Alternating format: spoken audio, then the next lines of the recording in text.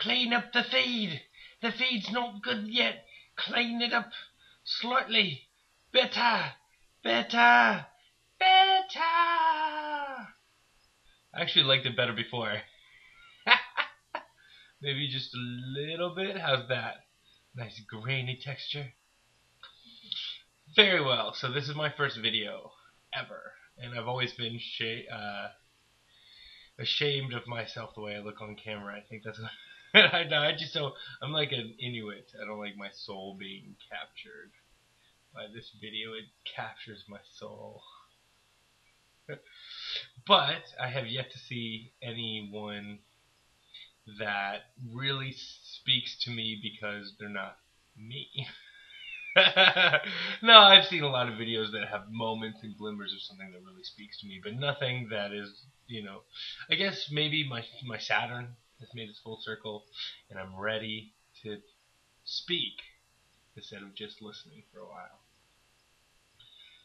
So what am I going to speak about? Well, first I wanted to talk about my requirements, my qualifications, my dreams and hopes.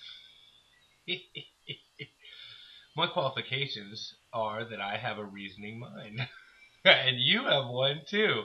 So you should use your reasoning mind to judge every single thing that I'm saying. The Buddha said, evaluate my teachings like a goldsmith evaluates the purity of gold. How pure is it? How easily can it be molded into a jewel? Then, I would say my requirements are that you can post whatever stupid thing you want on my YouTube, but don't find me on Facebook. Nobody likes that. Okay. I was thinking today I'd talk about the Trinity. Now remember, I see things a little different. So I don't need any Christian people being like, that isn't what the Pentecostals believe, yada yada. This is not that kind of a vlog. This vlog is supposed to be an open-ended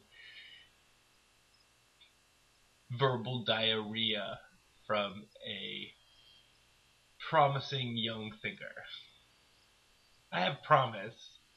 I'm not done yet. I'm on my journey. I'm not enlightened. I'm by no means enlightened. I super am not. So I've been thinking about the Trinity. First of all, I was thinking that you have the Godhead. And I believe it's an impersonal Godhead, like in deism. You know what I mean? You have the Godhead that's we could call it Yahweh. I am what I am. I am that of which I am. Then you have that would be like the singularity, the primordial point before the Big Bang. If you want to use scientific physical terms, physics. I don't like physics. I think it's a bunch of... But we will end up bringing it up in our discussions. Don't you worry, all you scientific reductionists out there. Then you have the avatar, which is the particular. If God's an impersonal deity, then you have a little personal deity so that God can be personal and God can interact and experience. Which way is the camera? It's like opposite for me, And then you have the Holy Spirit.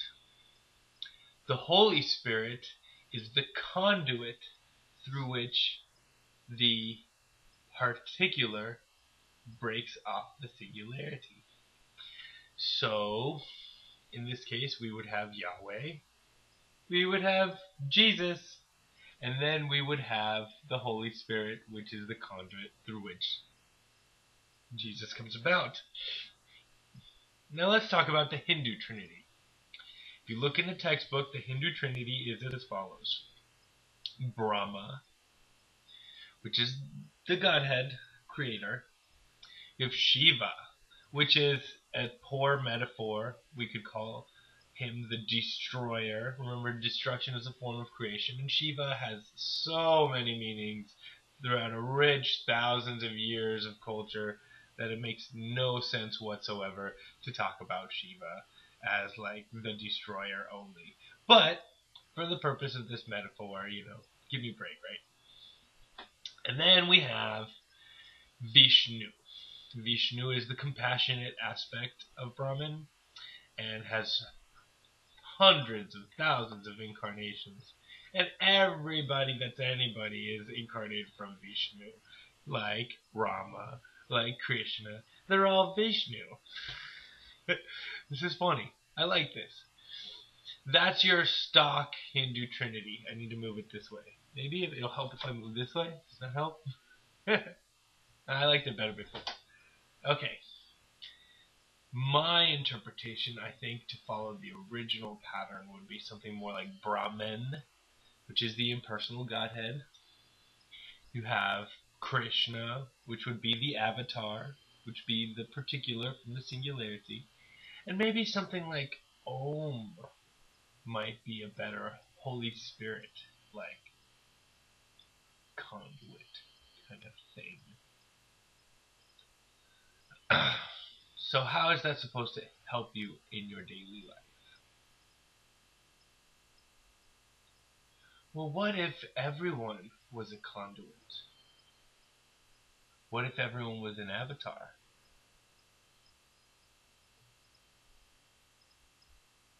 How would the world change?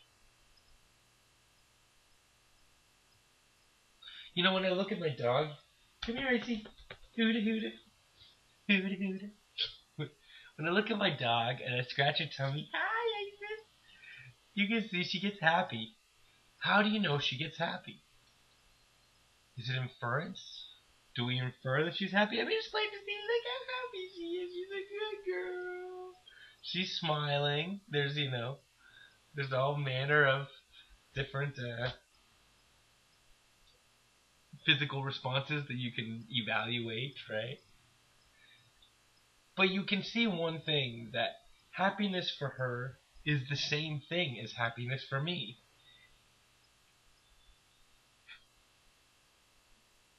So how is that supposed to impact your life? Well, maybe we're not so different after all. Shit, if a dog can feel happy, what if a cockroach can feel happy? Actually, I haven't researched or fact-checked, but I heard that there was this study done with electric shock that was supposed to say that cockroaches have emotions, which I completely believe it. Of course they do. They're probably like, no! Don't throw things at me because I'm ugly! Of course they're always hiding in the shadows. I'd be hiding in the shadows. I mean, if they look like little cute fuzzballs, I bet no one would throw them out whatsoever. They'd be like, oh, look, a little cockroach is on my table. Oh, look, a little cockroach. But they spread disease. They spread germs. Germs! I can see why Ben likes doing this. Benjamin Smythe, look him up. He's my inspiration for doing this, I think. Because he starts bringing up things that push buttons. You start pushing buttons, and people like to have their buttons pushed. They don't know that they like to have their buttons pushed, but they do. So,